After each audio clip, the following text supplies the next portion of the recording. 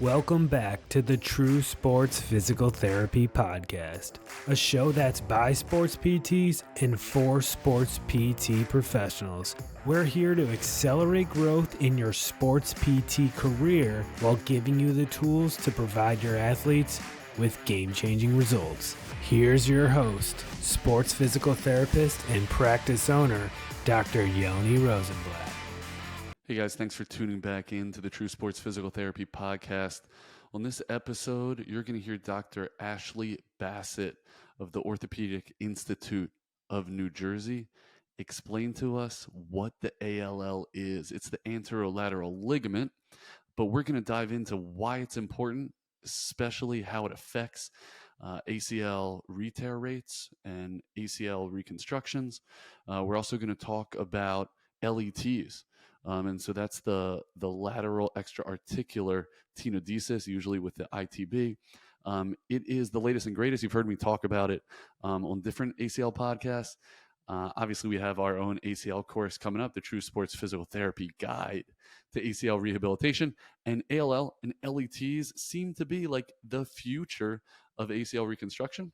Maybe we'll change our mind on that coming up, but Dr. Bassett does a great job of really explaining what transpires in the OR, both with ACL, with the ALL, and perhaps with the LET. And then we get into different graft choices and what she likes to see, both immediately post-op, even prehab, we dive into, and she just does a great job of making things clinically relevant, both orthopedic surgically, as well as physical therapy and how it's going to affect your patients and your rehabilitation protocols and processes. And that's what we're about. So great conversation forthcoming. Can't wait to get some of your guys' feedback. Of course, look out for that new ACL course. We're about to drop it. So as soon as we do, we'll be offering discounts to all of our loyal listeners here. And we're always looking for feedback. So feel free to reach us at True Sports PT on Instagram or shoot me an email, yoni@truesportspt.com. We always want to hear what we could do better or what you absolutely loved about the pod. Without further ado, here's my conversation with Dr. Ashley Bassett. Welcome to the True Sports Physical Therapy Podcast. We got Dr. Ashley Bassett with us today. Her background is awesome. I can't wait to hear even a little bit more about her background. I'm interested to see if she mentions Harvard, because a lot of people just reference it as the school in Boston. But before we get rolling, Dr. Bassett, tell us about your background and how you got all the way to where you are today. Yeah, absolutely. So I grew up in New Jersey, where I currently practice now. So I went to medical school in New Jersey. It was originally UMDNJ, Robert Wood Johnson. Now it is Rutgers University Medical School. After medical school, I went and yes, I'll admit, I did my orthopedic residency surgical training at Harvard, which was awesome. I trained at Mass General, Brigham, Beth Israel, and Children's. So it was a really well-rounded, really awesome experience. I learned a lot there. And then I did a 1-year sports medicine fellowship training at the Rothman Orthopedic Institute in Philadelphia, where I got to work with all my favorite sports teams for a year, which was really awesome.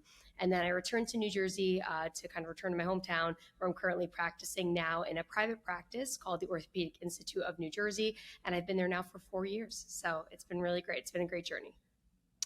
And I've gotten to know you a little bit more so through the shoulder world, but I'm really excited to dive into all things ACL and even more specifically ALL, as well as getting into some of your graft choices and things of that nature. We actually have an ACL course coming up, so we're putting together a ton of ACL content. We're going to talk about in that course the way we approach ACL rehabilitation and try to maximize our outcomes with our athletes. I'm really looking forward to hearing what it is that's new in your world with ACL specifically. How would you say your approach to ACLs have changed over the last few years?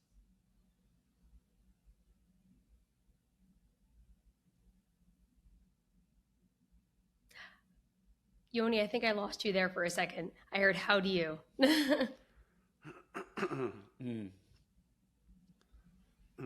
Tell me when you get me. Tell me when you're back. Tell me when you're back. How about now? Can you hear me? Yes, I got you. Oh, I can hear you now. Yeah. There you go. Sorry, I lost you there for a second. Okay, awesome. No problem. Okay, so I was just telling you, we got this awesome ACL course coming out really shortly, the True Yeah. Sports Guide to ACL Rehabilitation. And it really highlights a lot of the Mhm. nuances and that which has changed in the last few years, looking at how to maximize our outcomes. I want to know from you, Doc, what have you learned and really changed with your ACL approach in the last few years? Yeah, so a lot. I usually talk about why I love sports medicine so much is because it changes constantly, which is really exciting to me. So, in terms of starting with technique, surgical technique. So, I mean, coming out of residency and fellowship, we were all doing independent tunnel drilling, meaning you drill the femoral tunnel and the tibial tunnel separately. But we were seeing a bit of transtibial, which is kind of the old school way of doing it. So, I think doing that different surgical approach. Graft choice certainly has changed over the years. So, I was trained primarily in BTB or patellar tendon, as well as hamstring tendon. We really weren't doing quad tendon at all. And now it's a substantial portion of my practice. It's a newer graft. It's showing great outcomes. You can do all soft tissue. You can do it with a bone piece. So that's really exciting. So definitely graft choice has come a long way. And then appreciation of the other issues that you need to address at the time of surgery. So knowing to look for those ramp lesion meniscus tears and those root tear meniscus tears, making sure that you don't miss those. Those can compromise outcomes. Looking for other ligamentous injuries too, really looking on MRI and physical exam to make sure you're not missing a multiligamentous injury that can lead to ACL failure. And then, which we'll get into in a little bit, addressing some high-risk patients with the addition of an ALL reconstruction or an LET. So that's definitely was not something I saw in residency, not even in fellowship. And so that's something really new that I'm really excited to be doing in my high-risk patient population. So it's really come a long way just in like the past 5 years. That's awesome to hear. You say things have changed and that excites you. I think that makes you Mm-hmm. an anomaly because I get a lot of referrals from docs that are doing the same goddamn surgery they've been doing since they got out of school. And so I'm thrilled. And I No. know a lot of the listeners are thrilled to hear that you're constantly changing and hopefully Mm-hmm. evolving just for the betterment of the patient.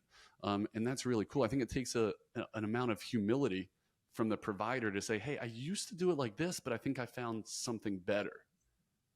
Mm-hmm. It's also uncomfortable at times. Like I feel when I pick up a new surgical technique, I'm not as fast. It's a little bit of a struggle at times. And that's surgeons don't like to feel uncomfortable. We like having muscle memory and just doing it the same way we've always done Mhm. it, right? There's comfort in knowing. But I think when data comes out suggesting that there's a better way to do something, we owe it to our patients to change up how we're doing it and go through that period of being uncomfortable to make sure that we're doing the right thing for them. Hell yeah. And the patient comes first. And I think sometimes, unfortunately, that gets lost. So you mentioned ALL, which is really what I want to dive into today. Tell us what the hell the ALL is and when it kind of came to your consciousness that there is this ALL in the knee and that it might make a difference. Yeah, so it's a kind of a funny story. So I remember exactly when I first learned about the ALL, not because I was in residency or something educational, but because my sister, who is not in medicine at all, she's a lawyer, she sent me a news article that just said, scientists discover new knee ligament. And she sent it to me and she said, do you guys throw parties when this stuff happens? That's a and great I was, question. and I laughed and was like, we probably should. But I Yes. remember reading the article, and a lot of my like established attendings were like, we knew about that. It's not new. It's always been there. But I think what those scientists did is they identified the importance of that ligament, and up until that point, no one really cared about the anterolateral Yeah. ligament or what became the anterolateral complex because who cared? But now we know it contributes to rotational stability, specifically in the setting of ACL injuries. And so there's definitely more of a highlight on its importance. So you asked what the ALL is. So, I think I said, what the hell anterolateral. is the ALL? Yes. So I can definitely expand on that. Okay, So, please. so the anterolateral ligament, now we know it's more of a complex. So the anterolateral complex is composed of the superficial and deep portions of the iliotibial band, as well as the anterolateral ligament, which is actually a thickening of the anterolateral capsule. So it's encompassed within the capsule. And so I think kind of understanding that it's a complex really leads us to understand better the surgical techniques to address it. So we'll get into it in a little bit, but there's ALL reconstruction, there's LET. Why are there so many different surgical techniques? Well, because it's a complex, and each of these techniques addresses that complex in a different way with the same goal of restoring that rotational stability to the outside of the knee. Okay, so it lives along the outside. It prevents tibia from rotating on femur, or femur from rotating on tibia, depending upon that which is fixed, right? Yes, absolutely. Okay. And then is it always damaged with an ACL tear? No, that's a really good question. I don't know that we know the true incidence. And I think the problem is it's really difficult to identify on MRI, but you raise a really good point. The mechanism of ACL injury is that plant dynamic knee valgus rotational injury, right? So it's not just injuring the ACL, it's injuring the anterolateral capsule and possibly the ALC. I think if we see like a Sagan fracture, we know it's an avulsion of that maybe iliotibial band, lateral capsule. We know there's an injury there. That's a sure shot. We have to do something there to address it. But what about if the MRI looks normal? Should we still be addressing that? And I don't know that we have fully clarified that answer yet at this point. Yeah, but good answer. Sometimes it's okay to say, we don't know, right? So, okay, so yeah, patient tears their ACL. You're looking at the MR, and are you looking at the health of the ALL on an MRI, or you're waiting till you're in there? So it's twofold. So I definitely look at the MRI and see if I can identify an avulsion of the ALL or an injury to the anterolateral capsule or a Sagan fracture that wasn't appreciated on X-ray. But mostly I'm basing my decision as to whether or not I think that has been compromised in my physical exam. So for me to add in an extra-articular lateral stabilization procedure, whether it be an ALL or an LET, I do LET. Some people do ALL. I think studies have shown it's equivalent in terms of outcomes after either technique. I just do LET. For me, deciding on who I'm adding that to, it depends on the physical exam. So if they have a high grade pivot shift, if they have significant anterior laxity, so greater than 5 millimeters side to side difference, if they're high risk, so generalized ligamentous laxity with a Baton score of greater than 4, or genu recurvatum greater than 10 degrees, or if I see on MRI an ALC injury, like those are the patients that I'm definitely doing an LET in. And there are other indications too, but they're more like patient specific. I would say on exam, those are the things that I'm looking for. Okay. They have a disruption of ALL, or they have this increased laxity. Tell me how you approach an ALL disruption, or I guess reconstruction or reinforcement. What are your options? Exactly. So I think there's two main options that you can do. So you can do an ALL reconstruction, or you can do a lateral extra-articular tenodesis, an LET, iliotibial band tenodesis, it's also called because it uses the IT band. So you can do either one. And at this point, there are a couple studies looking at both, and they found pretty equivalent outcomes. So for me, I just feel more comfortable with an LET. The only difference, not the only difference, but the main difference between an ALL reconstruction and an LET is that an LET uses local graft, so the iliotibial band, while an ALL uses a free graft. So usually an allograft, like a semitendinosus allograft, you could harvest an autograft, but I don't think most people are doing that. So there's two fixation points for the ALL because you're taking a graft, you're attaching it to the distal femur and the proximal tibia, usually at Gerdy's tubercle, versus the LET, you're leaving it already attached at Gerdy's where the IT band naturally attaches, and you're just attaching it to the distal femur. So it's another reason I like LET. It's only one fixation point to worry about versus two. So I'm usually doing that LET. And I can talk a bit about how I do an LET a little later if you want me to, but ALL reconstruction I'm not usually doing because I just like the locally available graft. Okay, so you're usually going to LET, and then what you described is you keep a fixation point at Gerdy's tubercle. You then remove a proximal attachment and slide it over?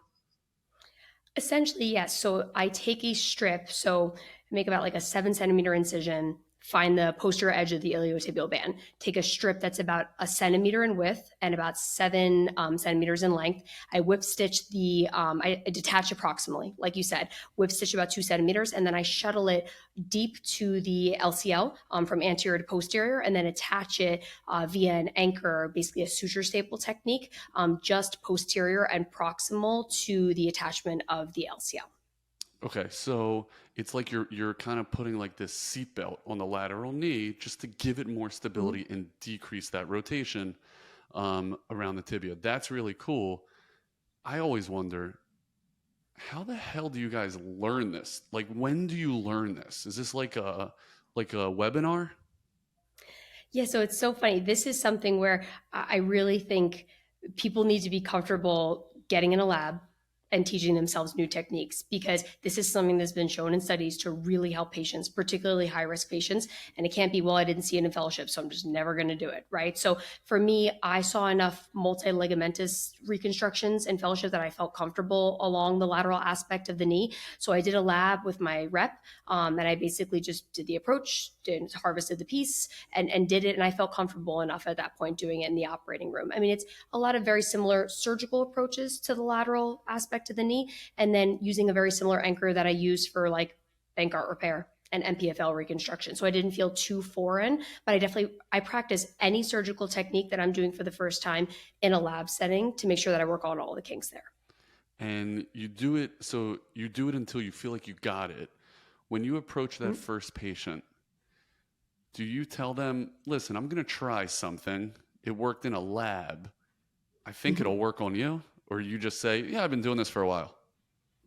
I do tell people that LET in and of itself is an uncommon procedure at this point. I tell people how many I've done. So the first one, I did tell them that I hadn't done one before, but it's showing really good outcomes. To me, it's a technically, I won't say easy, but of all the techniques you could add in, a simple procedure to add in that's been practiced. And so I'm very upfront with people about that. But I also tell people that I don't think there's a lot of people around the country doing these 5 a day, right? It's not that common. I think if you're using the correct indications, you're not doing this every time you do an ACL.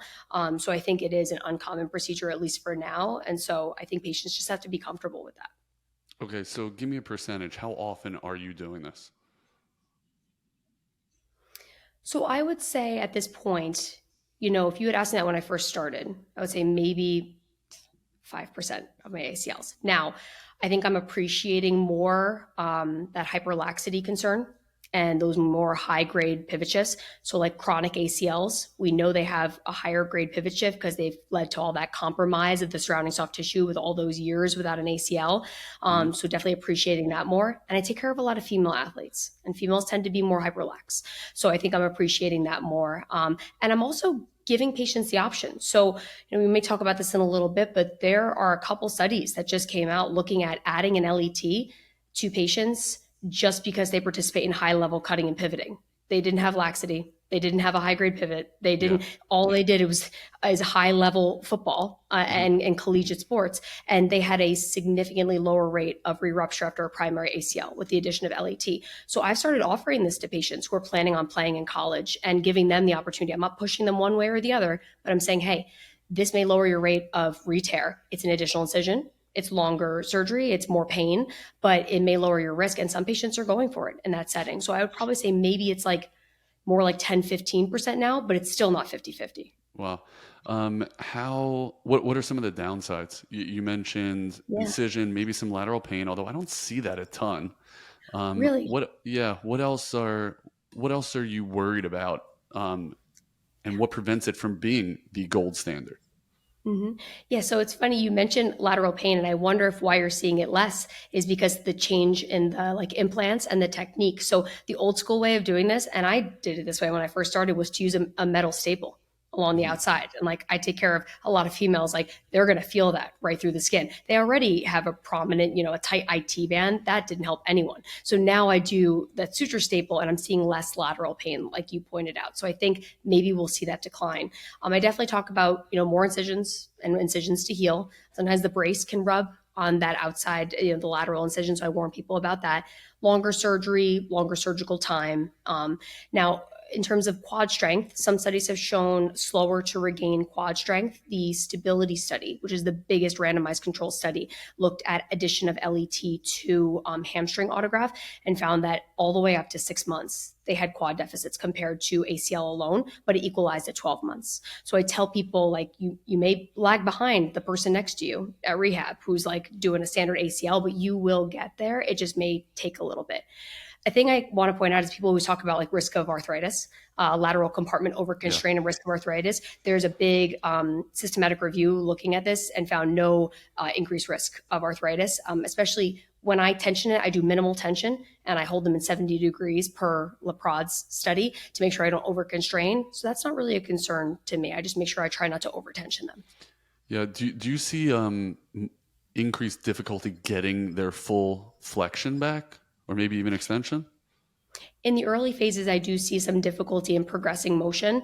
I don't know if that's because of the slight increase in pain, because the additional incision and the work over there, or if that is more just because of the extra tightness. But I have not had a patient not get back their full motion. And I can say, and I'm going to knock on wood as I say this, I have not had an ACL patient go on to need a manipulation or a lysis, but I also work with fantastic PTs. And I'm not just saying that because I'm on this podcast. I make sure any ACL goes to a very established ACL physical therapist that's going to work diligently on motion with them. And so I think as long as they're in the right hands, I don't think that I worry about LET compromising at least their long-term motion.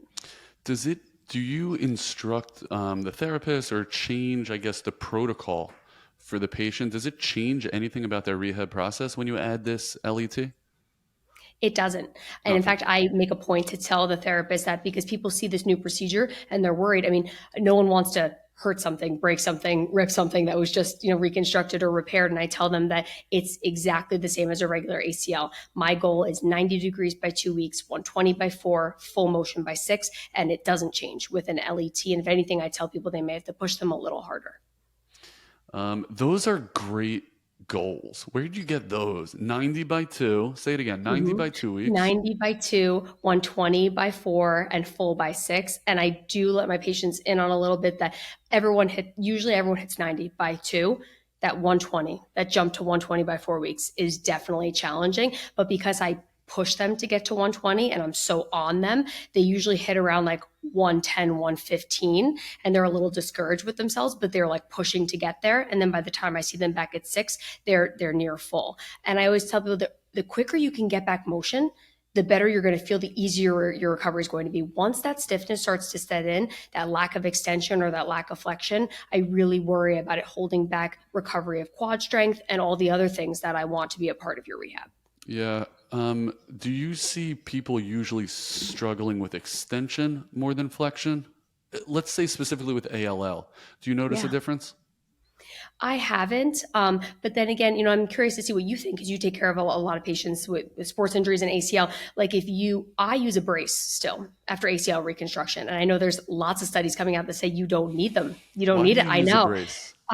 Because honestly, that exact reason. So I have them sleep in a brace, locked out fully straight. Okay. So you're saying like a Bledsoe coming out? Yeah, they have a Bledsoe coming out of the surgery, and I do it for 6 weeks. But there's like many studies that are showing you don't need to brace ACL patients after surgery. But for me, like I worry about that extension, and I just feel comfortable keeping them locked out straight at nighttime and then unlocked during the day for them to move. And so I think that helps. I mean, here's my counterpoint to that, which is when they're in that Bledsoe, like any adhesions or arthrofibrosis that I've seen, they're not missing 20 degrees of knee extension, right? Like they're missing their last 5 or 3. Yeah. If you see your patients in that Bledsoe, they're sitting at 3 to 5. Like if it's going to freeze, that Bledsoe ain't helping, would be my counterpoint. I completely agree with you because I've actually said that to people. I'll watch them put it on. They'll put their leg on the table, bend it to 5 degrees, and then put the brace on in full extension. I'm like, that's not doing anything. So I show them, you got to put it on. You got to get the leg straight, put it on. And even then you can apply like hyperextension to get it a little bit more.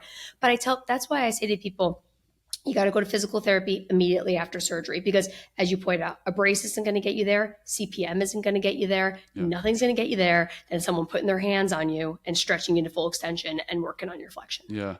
I've noticed, I think you're right. Thanks for that plug for PTs. How quickly do you send them in for rehab? So I see all of my patients on post-op day 3. Though it's interesting, I was chatting with one of my colleagues. She sees them the day after. But I operate on Tuesdays. I see them on Friday. And I have them start their PT as soon as we do a dressing change on Friday. So I make sure that they have a PT already identified before surgery. Once their surgical date is booked, they book their first PT visit for after that. I want to see them, check the incisions, drain the knee if I have to, put a lighter dressing on, and then I get them into PT that day. You'll drain the knee that Friday if they need it. So if they have a large, hemarthrosis, then I will drain it to decrease some of that tense effusion and allow them to make more progress with motion. If they don't need to, I don't love sticking a needle into a sterile knee that I just operated on. But if it's going to really hold back their quad recovery and their ability to flex, then I will drain them. Where did you get that? That's an awesome idea. Where'd that come from? That came from a very experienced PA in my practice. So when I first joined my practice, I was given, I guess I borrowed this PA who's been in practice for 20 years. Her name's Diane. So I'll make sure she listens to this episode. And it was great because when I first started, you're still figuring things out. You're fresh out of fellowship, you know all the data, but truly practicality, in the operating room, having her be there was really helpful for me.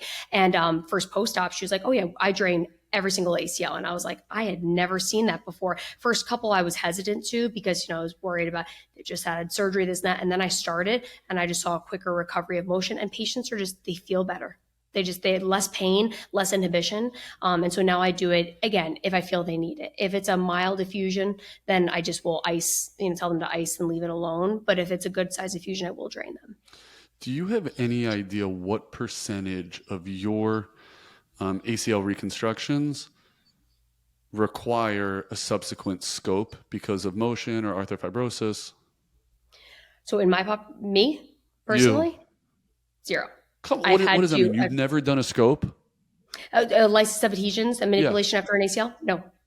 I've had to do one in my entire practice thus far, and it was because a patella tendon repair, and he went on to arthrofibrosis, and I lysed him. I do tibial tubercle osteotomies, MPFL reconstructions, and ACLs, and I haven't had to. But again, so for me, when I hear patients have gotten stiff, and I ask them how frequently they saw their surgeon, and they said, well, he said to come back in 4 weeks.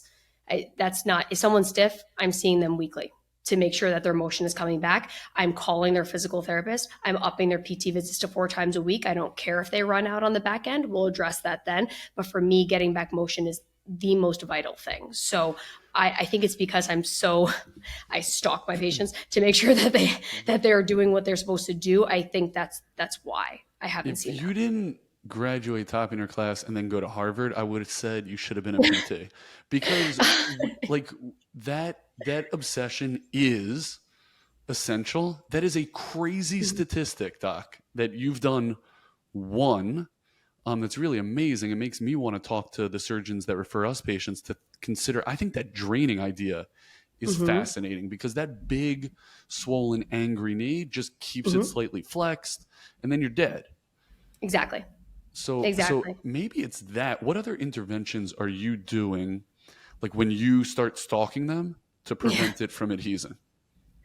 So it's I think setting the goals has been really helpful, making it clear what I want them to hit, making sure they have PT set up in advance. I think even if they delay a week, it starts to set in, like you were saying.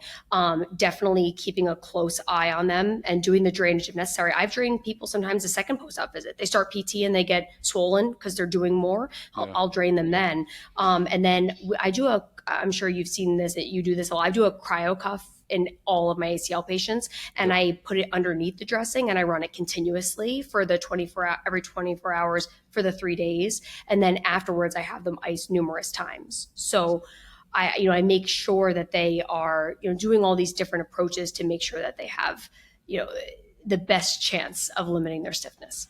Well, it sounds like they have a really good chance. What is your tourniquet time on the average ACL, and then how different is it with the LET? Yeah, so for me, By the way, is this asking how much money you make? I don't know if this is over the line, but I think it's so funny because when we do our board collection, they make us say how long our tourniquet time is, which is almost like you're going to get in trouble if it's too long. So, for me, obviously, you want to try to keep tourniquet time as low as possible. I started doing my graft harvest without tourniquet because I felt like I didn't really need it. When I really need it is when I'm drilling the tunnels in the knee, and I want to make sure that I have great visualization for what I'm doing intra-articularly. So for me, I don't inflate until after I harvest the graft. The graft is being prepared. I close everything up. Then I go up with the tourniquet, and then I go into the knee and I start doing my intra-articular work. And that gives me plenty of tourniquet time in case I need to do a meniscus repair or a root repair or a lot of other work. That way I'm not running out of tourniquet.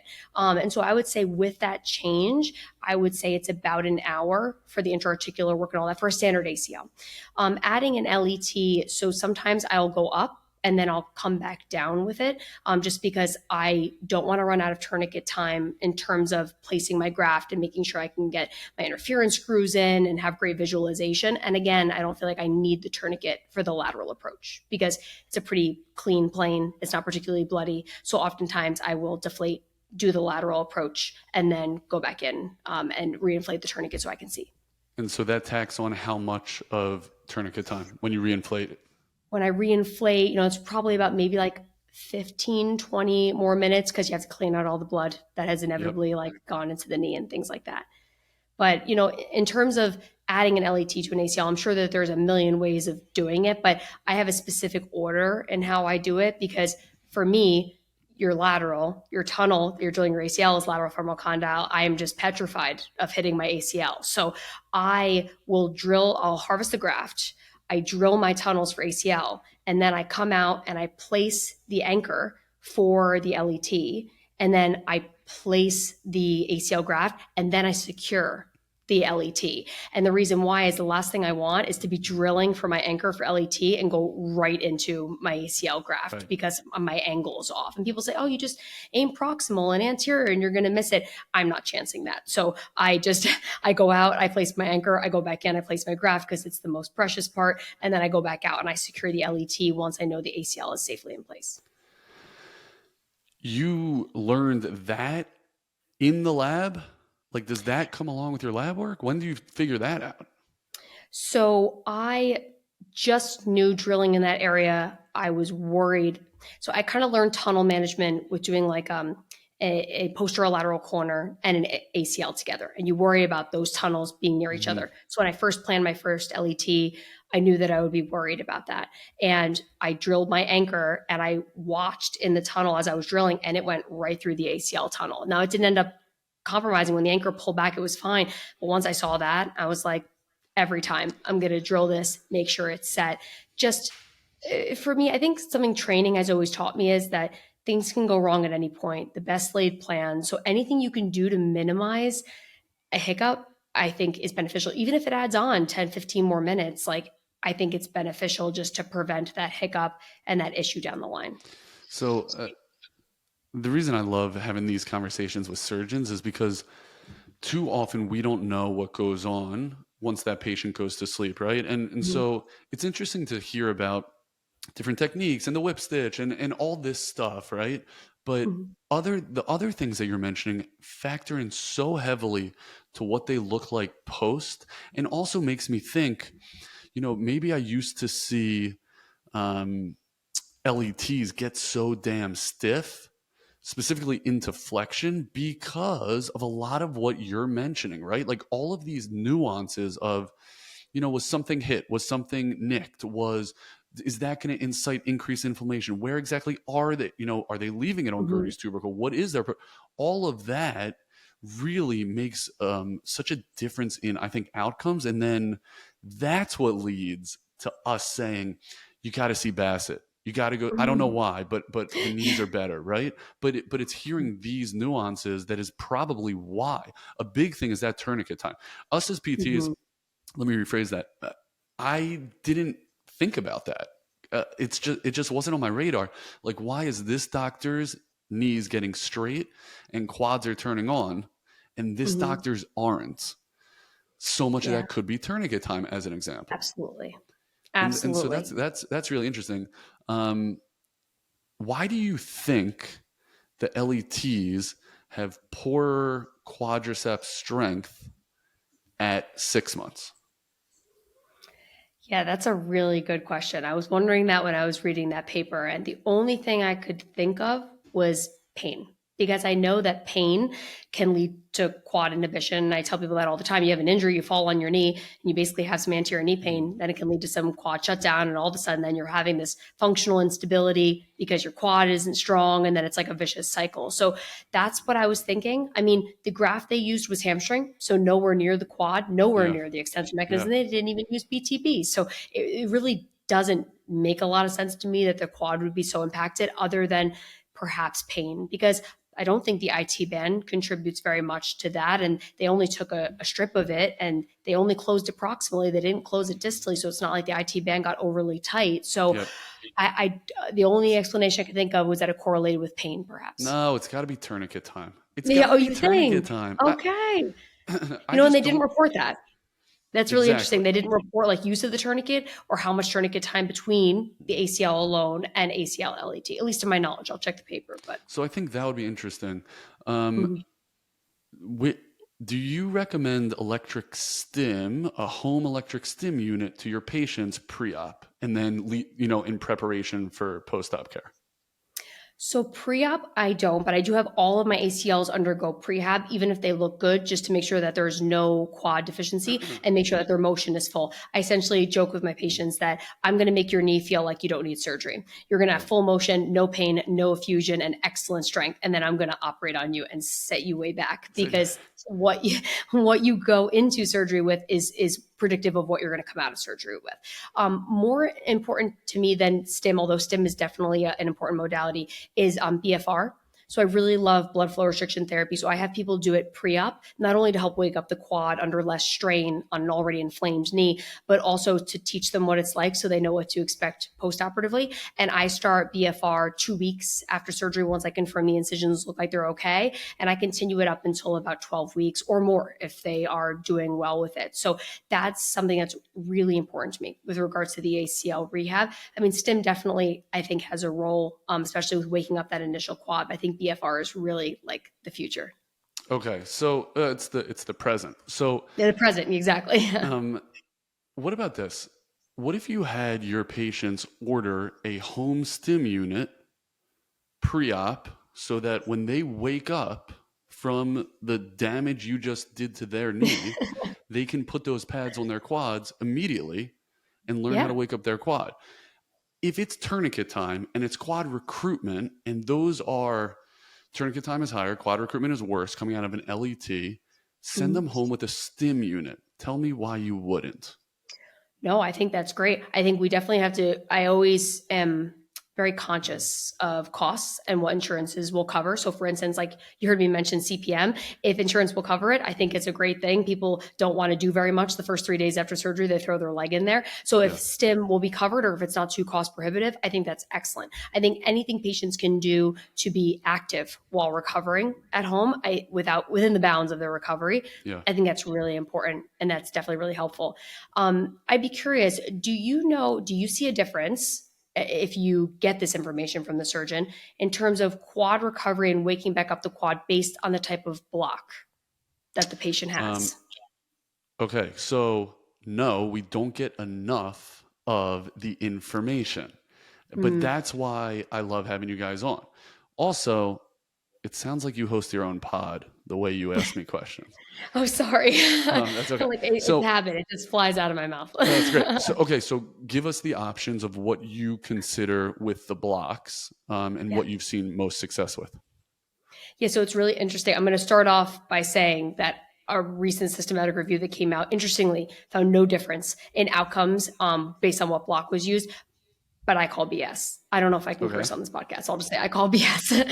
So I don't believe it that if you do a femoral nerve block and literally shut down the nerve that innervates the quad versus doing an adductor canal block and just shutting down the saphenous or the sensory, but leaving the motor intact, I do not believe that they're going to have the same recovery of their quad afterwards. I've seen patients for a second opinion that have had prolonged quad shutdown after femoral nerve blocks, so I won't do them. I will do, for my ACLs, I do an adductor canal or a saphenous block, which is essentially the sensory nerve for the femoral nerve. And then I do an IPAC, which is I'm going to blank on exactly what it is, but it's something posterior adjacent capsule of the knee. It's basically it is a block that goes to the posterior aspect of the knee to numb up the capsule there, and that's really helpful, and that can avoid the popliteal block. So I think they're both really good in terms of pain control, and then I don't worry about the quad getting shut down as much. Just my opinion. So I think that's awesome, and I think that's just another thing to consider when we're sending out, but also hopefully all the orthopedists that are listening to this thing now start to consider other options. So now you have tourniquet time, you have what nerve block you're using, right? Now, maybe you're getting a stim unit. By the way, a good stim unit is $250 for home use, but insurance usually covers it. I think that's really important. That's right. You mentioned, so we have all of our patients order them pre-op because it takes a little bit, just so they have it. We teach them how to use it, so they're doing it appropriately. So when they come in, they already understand how to use the quad, hopefully. Another thing is BFR. Now BFR is getting a lot more affordable. So they have units that you're able to get at home. You're able to find a good one for about $250 to $400. So you could do that. So there's just so much to do to make sure that before they walk in for visit one, that they're on the road. You mentioned the cold cuff. I love the Proventus unit, also covered by insurance. That provides compression. What I love about it is it'll cycle through both hot and cold, so you can get back and forth, so that your body doesn't acclimate to the cold. I love that, and it doesn't get too cold the way a Game Ready does, but it will stay in the therapeutic, so you can sleep in it. It's pretty awesome. That's awesome. I'll send you some information on that. But let me ask you this: what's wrong with BFR? If your wound is not closed? Are you telling me that it increases infection rates or decreases healing time, Doc? So it's so funny. That's just one of those things that's on there. Like, if someone is morbidly obese, if someone has a history of vascular disorders, if someone has a history of blood clots, all this, an interesting one also, not to go off on a tangent, but is skeletally immature people, like pediatrics. There's no data saying it's bad, but there's no data saying it's safe either. So people are very hesitant. A lot of my patients are 14, 15 years old undergoing an ACL. Sure. So we don't know. I think the thought is by decreasing blood supply to the area, you could potentially further compromise wound healing, potentially in a patient that may already be predisposed to having wound healing issues because they're showing that they're slow to heal. Yeah. Thankfully, I haven't had that often. When I'm operating on an ACL patient, they tend to be young, healthy, people. So they tend to heal up well. I use all absorbable sutures and skin glue. So I haven't really had that issue. But if I was looking at a wound that was just, dehiscing and had a concern for an infection, perhaps I would hold off on the BFR to, maximize. That's fair. That's fair. Yeah. Here's what I always joke about. Like, I used to have surgeons tell me, like, don't be so aggressive getting the patient towards extension or towards flexion. And in my head, I'm like, before they woke up, you ripped them into extension and ripped them into flexion. Like, yes. They'll be fine. But I would say the same thing with a tourniquet, right? You better believe they're getting better blood flow with a BFR machine than with the tourniquet you just left on their leg for an hour. So absolutely. I mean, and also that's it. And that's why I tell people too, is that BFR does not occlude all blood flow. Yes. It occludes roughly 80% of blood flow. You're still getting arterial flow. It's occluding venous outflow, building up the hypoxic environment. So people think, oh my gosh, I'm completely depriving blood flow. No, that's what we do in surgery. Exactly. It's not what's being done in the PT setting. So exactly. It's different. Yeah. Which is why maybe you'll think about letting them do it in the first 2 weeks. Yeah, it's funny if one of my PTs said to me, "Hey, I really want to get this started 3 days," I would have absolutely no problem with it. I think it's just like we've come up with a protocol, so we've stuck with the 2 weeks. And also, I've had PTs tell me this, and I'd be curious to get your thoughts on this. That I'll say, "Are you using BFR?" And they say, "Well, we're working on the motion first." Like they don't even have beyond 45 degrees of flexion yet. And I go, "Oh, okay." And in my mind, I'm like, I guess you can't do BFR if you don't have good enough motion. Like I would think you could still do straight leg raising and stuff, but it seems that if they're not hitting their motion goals or that first few days where they can barely bend to 35 degrees because they're so inflamed, then maybe BFR isn't as useful. But what are your thoughts on that? Do you still use it in the early phases? Great question. You need your own podcast. I think it's all a matter of I think it's all a matter of timing. So how much time do you have with the patient one-on-one Yeah. to make a difference? And so if you think your time is better used on motion, then okay, you're going to skip BFR.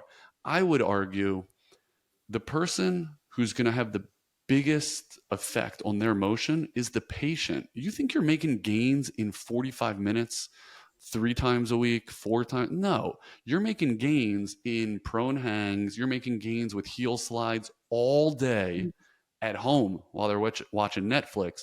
When they come in, their motion should start looking pretty good. That's when, BFR, if they don't have one at home, then you're spending time on it. So that's point one. Like most of the motion gains is education, not me cranking on your knee. So that's one. Two is early stages. It's not about regaining strength. It's about preventing atrophy.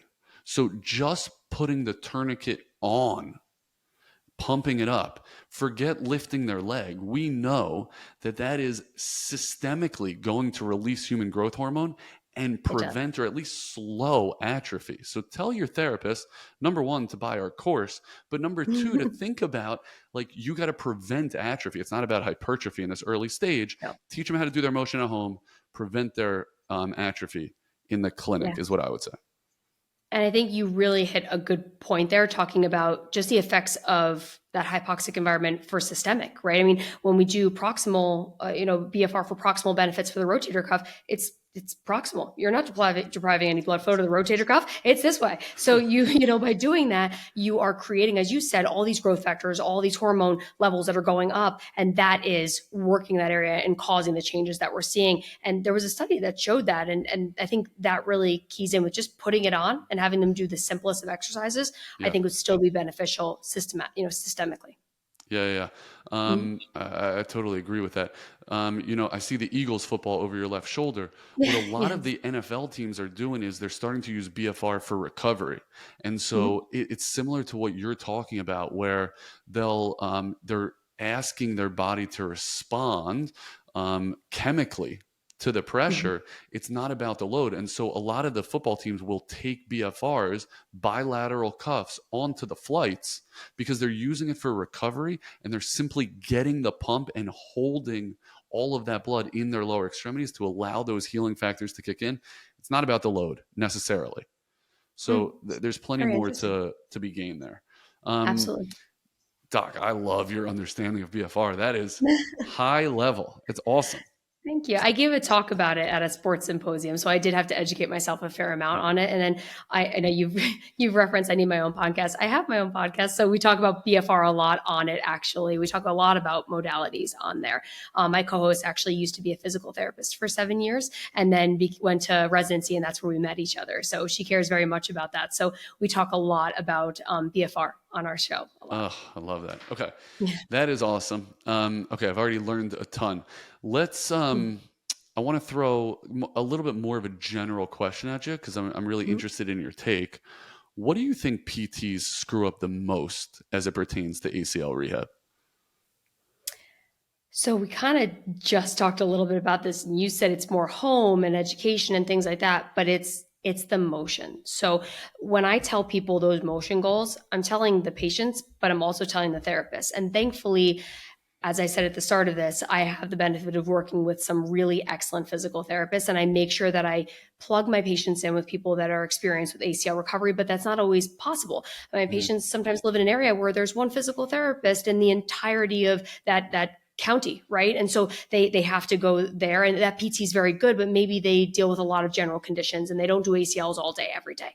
And so the biggest concern I've seen is not being aggressive enough with early flexion and early extension, specifically the latter. Hey, yeah, it's a -1, -2. It's straight enough. It looks good. It's not. They're going to walk with a limp. They're going to have quad inhibition. It's going to lead to all of these problems. I just saw a patient. She's I didn't do her surgery, but she's 10 months out from an ACL, came in for a second opinion for diffuse pain. She lacks 5 degrees of full extension. What are we going to do at this point with that, right? I mean, she's so far out. We'll do some therapy and try to get her there, but she's missed the boat. So I think that's the biggest concern I have. And that's why I communicate with my PTs. If I see a concern, I call them and I speak to them about it, because I want them to be aggressive with motion. They're not going to hurt anything by being aggressive with motion that I did in the OR. And so that's the key point.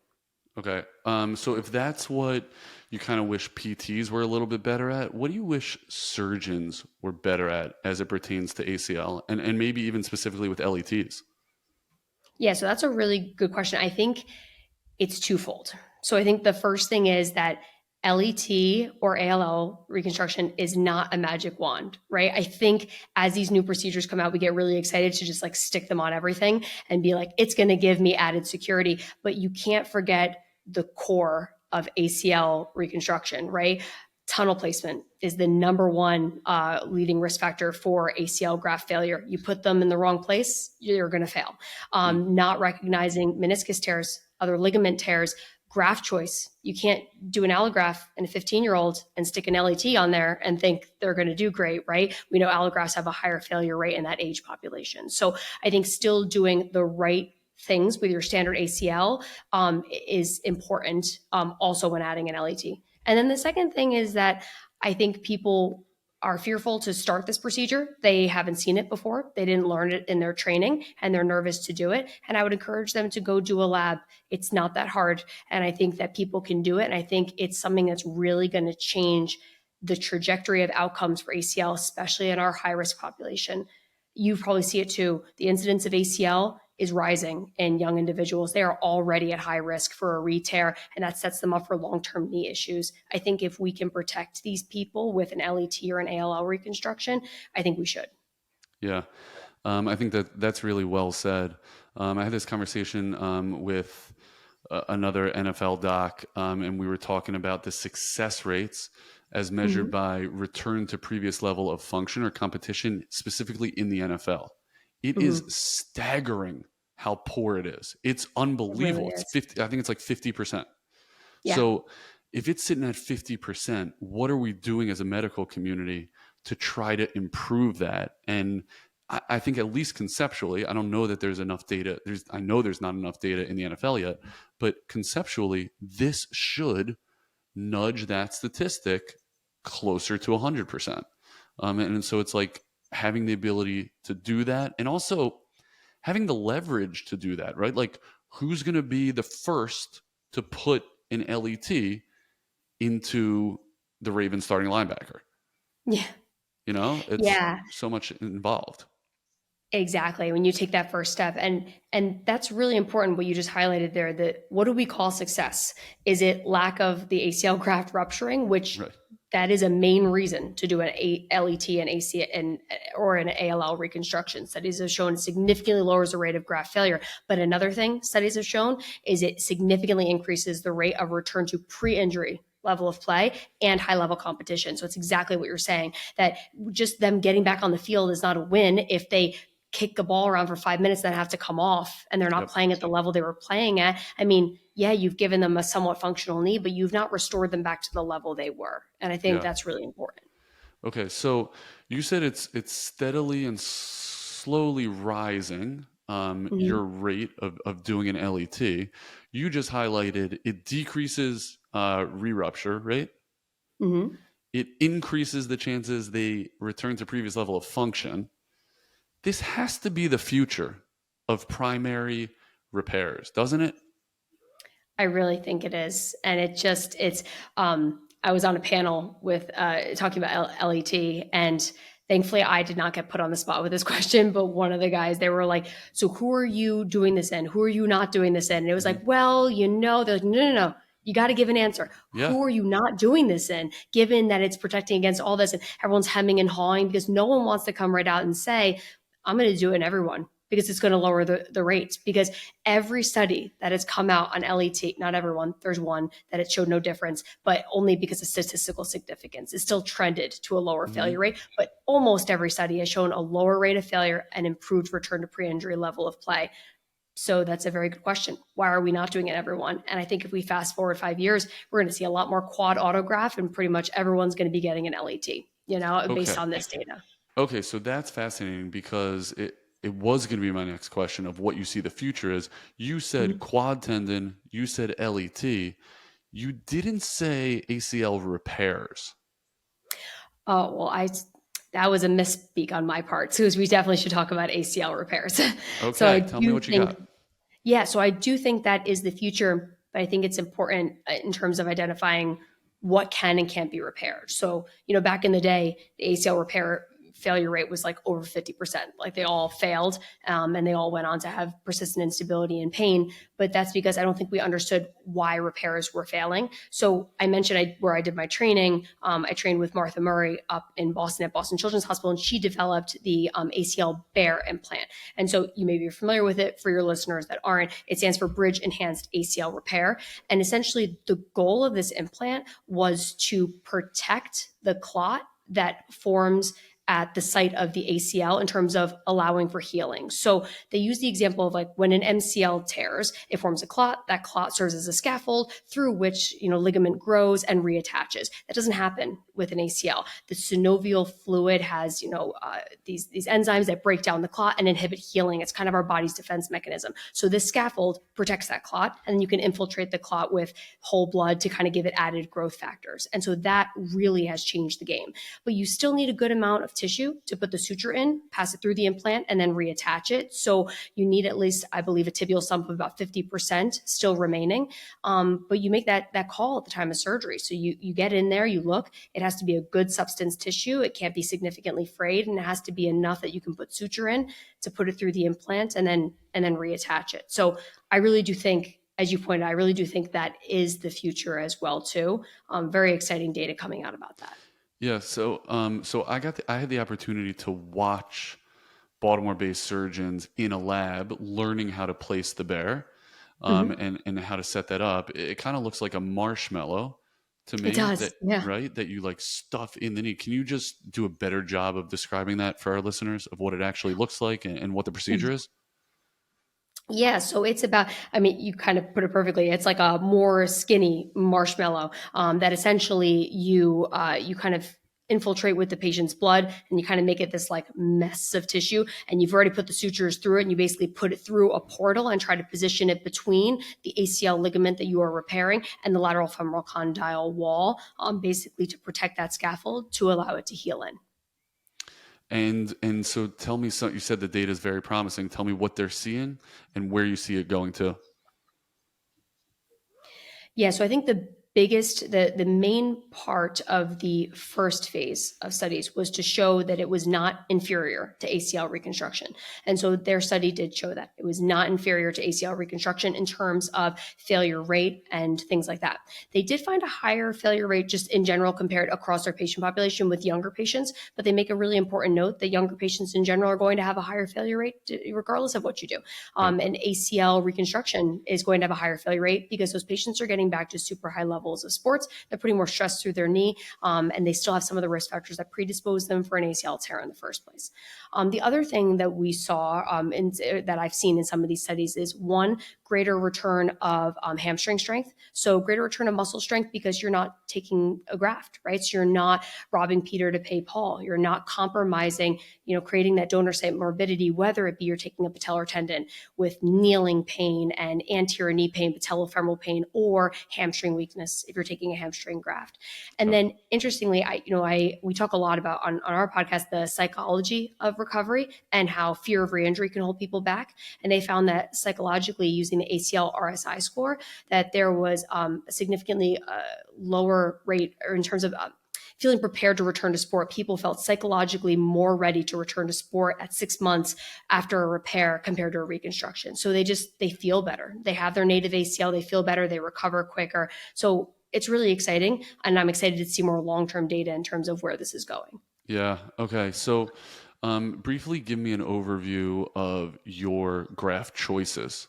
Now, for autograph, again, if you had asked me at the start of my career, I would say almost entirely BTB, with hamstrings as needed for skeletally immature patients. I don't do hamstrings anymore. So if I have a skeletally immature patient or a revision, I'm doing quad tendon. If someone is over the age of, let's say, 25, so they can't have an allograft, they're active, I will recommend quad. I think it's an easier recovery, and I think the data is very clear. It's a very good graft. But for my teens, I'm still doing BTB. I still really like the robust bone-to-bone healing that I get from patellar tendon. I moved away from hamstring just because I take care of a lot of female athletes, and I really do believe the literature that has come out suggesting that females have a higher rate of failure after hamstring ACL. And I also don't like the idea of compromising the hamstrings in a population that is already quad dominant, which can lead to ACL risk, of failure. So I don't do hamstring ACLs pretty much across the board at this point. So you can find us in terms of my podcast on Instagram at the Sports Docs Pod, or on Twitter, X, whatever it's called now, at the Sports Doc Pod. So that's where we are. In terms of me, you can reach me. You can email me if you want to reach me. My email is just my first name, last name, MD. So Ashley Bassett, MD @gmail.com. Feel free to email me with any questions. And then I'm also on Instagram, Twitter. I'm Sporty Surgeon on Instagram, and on Twitter, I'm just Ashley Bassett, MD. So feel free to reach me on any of those avenues.